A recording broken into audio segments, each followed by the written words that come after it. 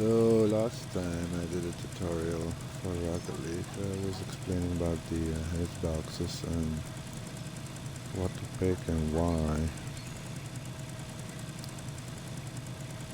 So once you picked one of the more easier cars to control,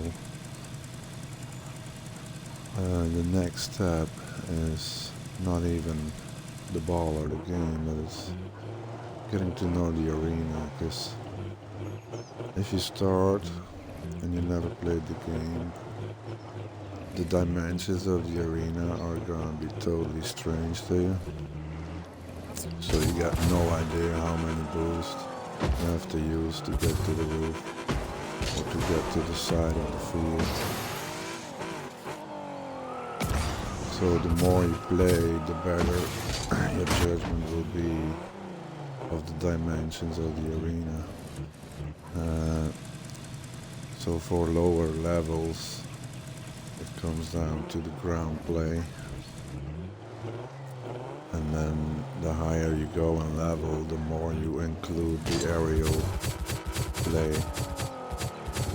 And the more aerial play you put in, the better your judgment will be of the limits of the arena, which are important because you have to know when the ball is gonna hit the boundary and when it's gonna return and at which angle, especially. Because you see it in the games, if a defender hits the ball from their goal to the wall, the player that is in the defensive position 99% of the times is waiting until the ball hits the wall to see which angle it will have, so he can lock the position where he needs to be to get the rebound on the wall. If the ball goes up the wall and you pre-jump before it hits the wall, it's a lot harder to judge where it's gonna bounce at, especially when it hits the rounded off coupings here or on the ceiling here, which makes it very unpredictable to know how the ball is going to return to the infield. When it just rolls up the wall, it's easier to judge, because it just sticks up the wall and you can just look at where it's going to end up.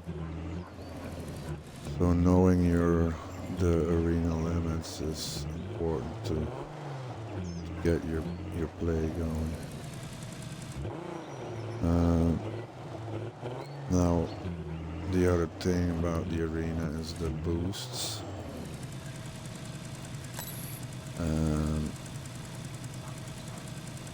And I could make a separate video of the boost tutorial. But the boost play a role in the how you divide the arena. So of course you get the midline, which divides your arena in two. So you get your 100% boost at two sides here in the middle, and then in the corners too. So you got 600% boosts. And those locations are not just random, because they're at the diagonals of the field. So if you flip from one corner to the other, you're gonna end up at the other boost. So if you start, you should try to practice those lines. It's not necessarily the direct play that you're gonna use, but it's making your brain get used to the diagonals of the arena. So once your brain is used to the lines, then it will automatically use those as a basic movement pattern. So you go from here to there, from here to mid, from here to there, Go from here back if you're in defense. Turn around, back post. Same on the other side. So getting to know those locations is important. Because when your brain starts to go into automatic use of those lines, you won't have to think about it anymore. That also means that if you take a shot at the ball and you have to go for boost, you don't always need to look at it because you already know where they are. So you can just keep your ball cam on it constantly. So you get the use of the line, and then you can use your flips to just straighten out or use the flip distance to get on the line on the boost. So not going into the car cam is gonna save you a lot of time during the match.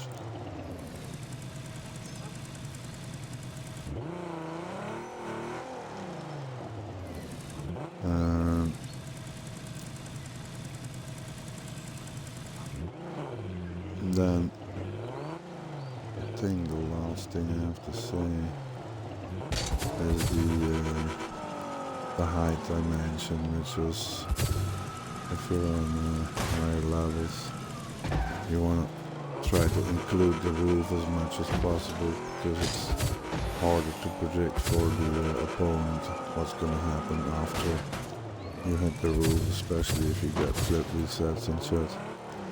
But also for putting up the ball in front of the goal. Low levels will just push it towards the goal or push it in the corner so it rolls up to the goal. Most often they won't have the power to actually get it in front. So the higher your level is, the more power in your shots or in your heads, the more height you can get out of it.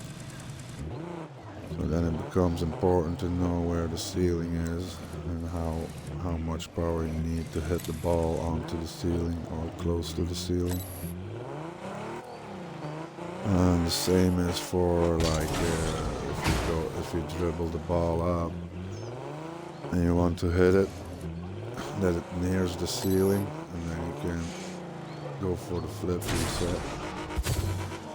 So you need to know how hard you're gonna hit the ball so it doesn't hit the ceiling. Just about a little bit. Try to put that in. So you just try to hit it that it not hits the ceiling. So the more aerial play you get in the game, of course, the better you get to know the height of the arena.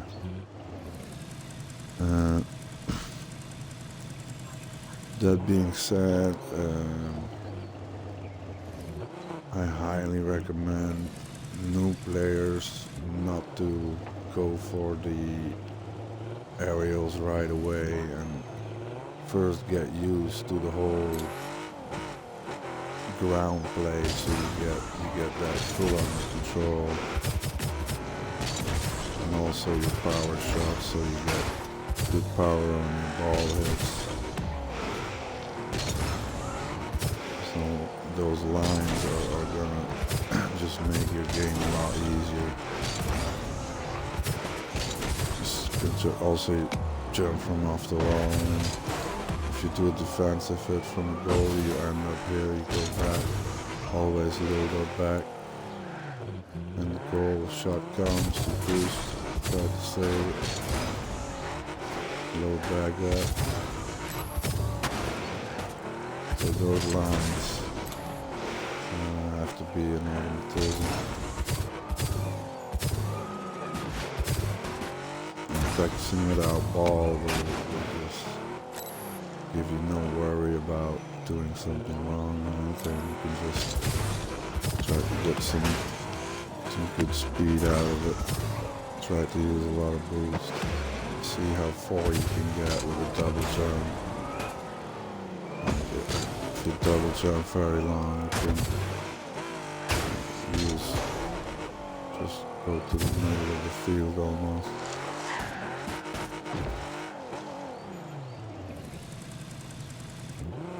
So that's the part about the arena. I think I pretty much covered the whole basic about why it's important and why you should try to